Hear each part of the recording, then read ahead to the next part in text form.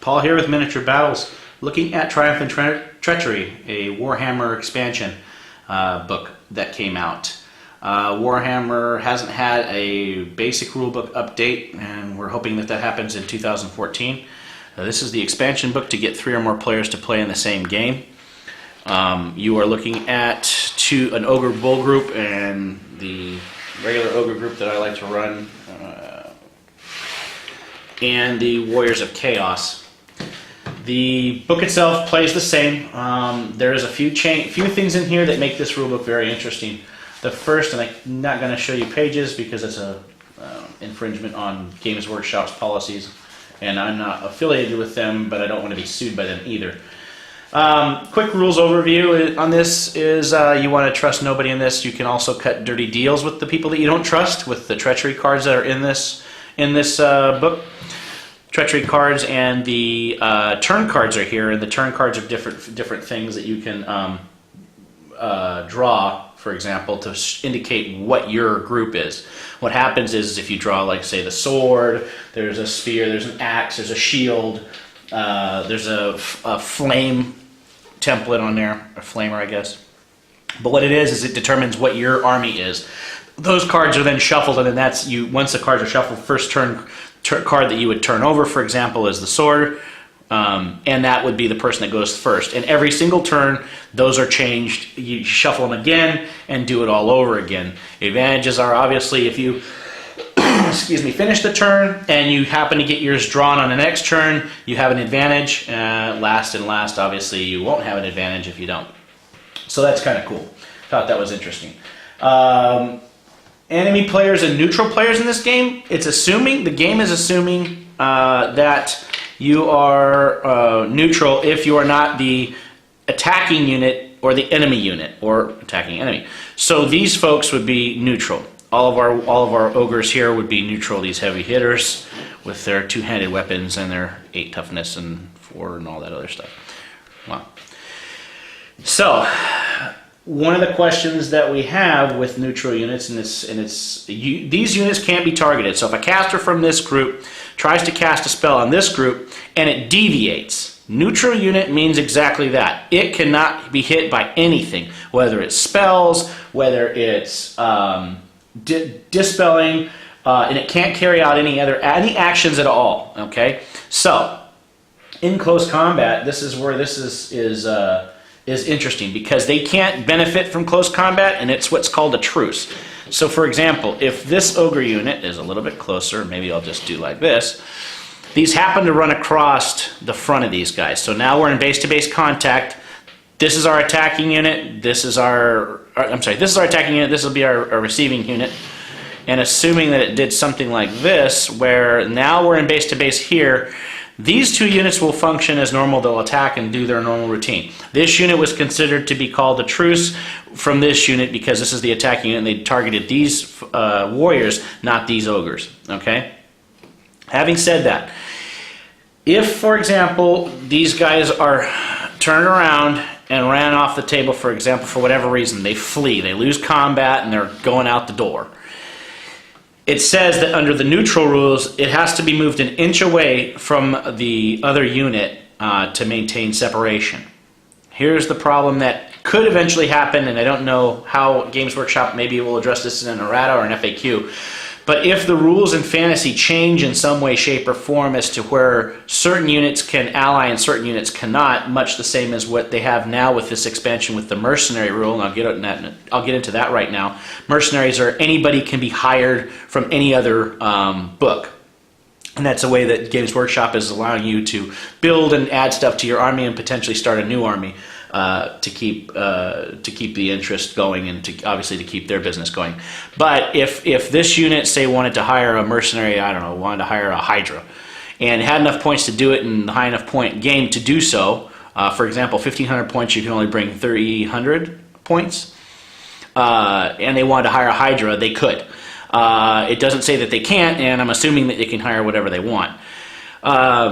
But here's the thing, is going back to this, with this being a neutral unit, okay, these units ran off the table. If these 2 units are dire enemies, and they were in previous base-to-base contact, I don't know how they're going to call this a truce, because they would be dire enemies, much like what's 40k. 40k, the bugs, Tyranids, can't align with anybody, so I'm curious as to how they may or may not address that, or if the rules change enough that that's even going to be an issue.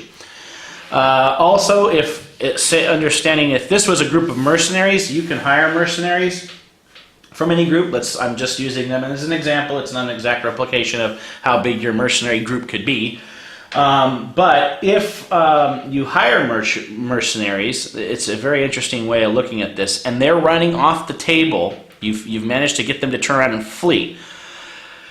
You roll one die, and on a 1 through 4, all the players have to roll a die, and I'll get to that in a second. On a 5 or 6, this unit will still remain loyal to the attack, to the person that actually owns them. But if you roll a 1 or 4, all players roll, and then the person that has the highest gets to take control of this unit, which is another question. If these folks attacking, this group of bulls is attacking, and they're running the Chaos Warriors off of the table because they got them to flee, how is it that the neutral unit player is allowed to roll for this mercenary unit? They're a fleeing unit, and technically this unit wasn't involved in the combat, so it should just be here, but I don't know. I read through the rules and still can't find it. If you have it, please send me an email in the contact button section. But I don't understand why these guys wouldn't be the only ones allowed to roll to get this unit, assuming that they wouldn't kill them if they ran them over. So that's an interesting kind of a caveat to having a mercenary unit. Winning the game victory tokens. If you kill so many points, you're awarded a token, and the tokens are divided up like this. I'm not going to tell you the point total. It's too much giving away the rules. But obviously you can see by the size and the color what they are: gold bar, gold coin, silver, and bronze. And they're each assigned a certain amount of points, and you'll get so many of those for every amount of points you kill every turn. And everybody's eligible for them. The treachery cards in this game are cards that are basically dirty deal type cards. You can cut deals with other players and bribe and do all kinds of stuff. You can have, if you're picked as the enemy player, they can cast paranoia on you and all kinds of things with the treachery cards. And then you can also use them. You can buy and sell treachery cards, as it were.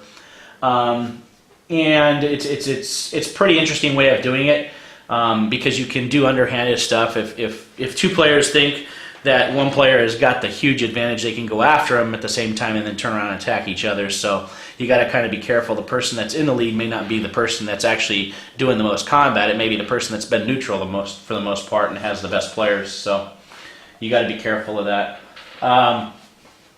The mercenary I had gone over before. You can hire from anybody and anywhere, and the loyalty thing comes into play with mercenaries. Scenarios, there's 3 sets of scenarios. There's 3 that you can do, and they're all die rolls. Basically, there's one that's deployment. You can deploy 6 equal sides, and it's the closest to the center at the end of the game would win in a certain way. And then there's 12-inch deployment zones off the corners, and there is 12 inches anywhere on the table away from any other model is the third one that they have. And it's quite interesting the way that they have set that up. It makes it interesting to see where you could deploy your people. The game itself, getting into the turn time, 1,500 points is okay. You won't be able to get all the things you want out on this. How it plays is basically, Games Workshop is recommending you go with a time limit, and based on some of the time games that we've played, I played 3,000 points, and it's taken 6-7 hours. So they're recommending time limits and going with smaller armies if you can't get it, if you want to fit it all in a day, or if you've got a couple of days and you can leave the stuff set up, do it over a couple of days, and then still have time limit turns and do it that way. The winning the game is the total is the closest to the center of the one, but also these tokens at the end have a point value assigned to each of them, and that also you can also win the game that way in certain scenarios. And you can also use these to buy cards from other players and roll-offs and stuff like that, or buy your way into stuff. That's a quick look at the new book, Triumph and Treachery from Games Workshop for Warhammer Fantasy. If you're on the YouTube page link, please go to our website, miniaturebattles.com, and leave us a contact email if you have any suggestions or questions. And this is Paul saying have a good day.